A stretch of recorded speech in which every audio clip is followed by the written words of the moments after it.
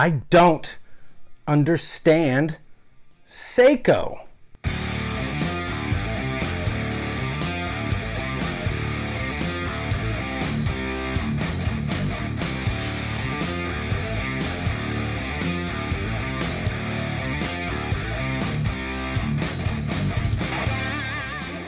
All right, guys, welcome back to another episode of Rock the Watch's Big Comfy Couch Session. And what we're going to talk about tonight is I don't understand Seiko. I don't understand what they're doing. They seem like they're all over the map with things that we've all discussed before, but I'm even more frustrated because the latest addition to my collection was the Seiko SPB 179 Sumo Ice Diver, USA release only, special edition, okay? And the chapter ring's misaligned on a $1,000 watch. And I have $150 Seikos where everything is perfectly aligned, and I just don't get what they're doing. I don't understand Seiko. With that being said, I love them. I'm going to show you, I think I have 9 Seikos currently in my collection, maybe more, but I got 9 of them. I'm going to show you. We're going to flip this camera around in a minute, and I'm going to show you some of the things I'm talking about with the 9 Seikos that I have brought out here. Seiko is by far, if you include the Grand Seikos, it makes it even worse that I have 2 Grand Seikos, but they're by far the largest brand in my collection. I have the most watches I have from one brand is Seiko, even excluding Grand Seiko. And I love them. The dials are fantastic. The case shapes are fantastic. They're just great. But some of the decisions they seem to make and their quality control it's crazy sometimes. So let's flip this camera around. Let's go over to the table and take a look at what I'm talking about. We'll put hands on with some watches for this episode, and I'll compare them and give you an idea of what I'm talking about. All right, guys. So as you can see, we got a nice assortment of Seikos over here, and I left the Grand Seikos out. This is just Seiko. So we got chronograph, we got 3 monsters. I should put the monsters all together, I guess. Tuna, Seiko 5, the Rolling Blazers. How cool was that watch? Seiko Presage, Sharp Edge GMT, fantastic. SPDC 073, Swamp Thing. I know everybody's gonna say, that's the Green Sea. No, this is my channel. I call it whatever I want. I say it's Swamp Thing. And the Sumo Ice Diver, okay?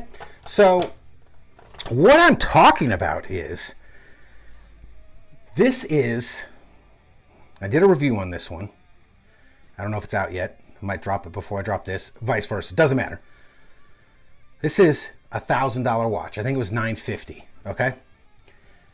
Look at the chapter ring. Look at it, it's misaligned. Look at that. On a $1,000 Seiko. Also, it has a pressed clasp. It is held together by the pin and collar system, Seiko's pin and collar system, which they did upgrade a little bit. It used to have like a pin and 2 collars on each side. Now it's got one that's got a built-in thicker part and just 1 collar on the side. They did a little bit better. But at $1,000, you can't throw in some screw pins? I mean, come on, dog. So the QC issues, and this one's got the diver's extension, again, pressed. No signed crown on a $1,000 Seiko. But now let's take this $1,000 Seiko, which the SBDC 073, okay, look, essentially the same bracelet. This is actually a better bracelet. Feels more substantial. It feels better made. Mill clasp.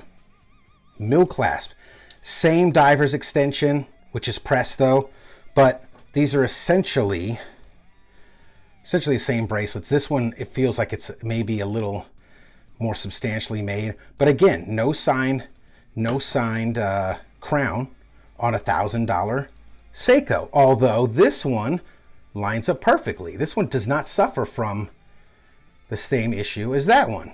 It's a gorgeous watch, by the way, this one is. So let's put that one aside. Again, here we go.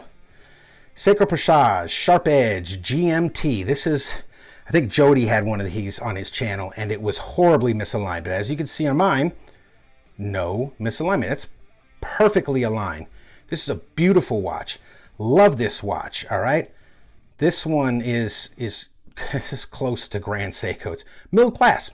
Middle class. I think I paid $1,100 for this, so it's in that $1,000 range. None of the same issues that the Sumo had, all right? Here we go. Let's take this one because we've had ones that... Look at that. Now, this is Seiko Monster, the Patty edition, which means Professional Association of Driving Instructors. You're welcome. And look at the bezel, okay? Misaligned just slightly. You got to cock it like that and kind of prop it up in between the two. But if you want it to rest properly, boop, misaligned. Misaligned. It's a $400 or $500 watch, right? Misaligned bezel. However, we have a Monster Antarctica here. Special edition Antarctica. Got the little penguin feet. As you can see, perfectly aligned bezel. Now all these have same diver extensions pressed, and all these have press class, held together with screw pins, you know, all that kind of jazz. This is a 3rd generation Frost Monster, perfectly aligned. Okay, cool. Tuna, perfectly aligned. I don't know what they're going. Seiko 5, Roaring Blazers. All right, that one's aligned, perfectly aligned. There's no chapter rings aligned. Like, who's putting these together? Look at this, $150 Seiko chronograph. I have this chronograph for sale on my website for $150. Now, obviously, it has Hardlex crystal. It's the folded over, but it has the same clasp as the $1,000 Sumo. Press clasp, okay? It's got hollow end links. It's the fold over bracelet to make it look solid. All right, but look at everything in line. Heck, you can start the chronograph hand, stop it, and that sucker's gonna snap right back. Psh, right to center. Look at the 60 and the 12 o'clock index and the hand. Perfectly aligned. $150 watch. And guess what? I have 3 of these. And they're all perfectly in line. So Seiko, you've got to do better. Your quality control sometimes is unbelievable. That kind of, yeah. So what are they? Some $1,000 watches have press class. Some $1,000 watches have mill class, but they both have the same pressed little weird diver extension thing. This one's hollow links, hollow end links, but it lines up. Its QC is excellent. This one is fantastic, but $150 Seiko right here. So it's kind of a crapshoot. It's like a luck of the draw thing with Seiko. That's why I say I don't understand them. I don't understand what they're doing. But with that being said, I still love them. I want to see them do better because they can.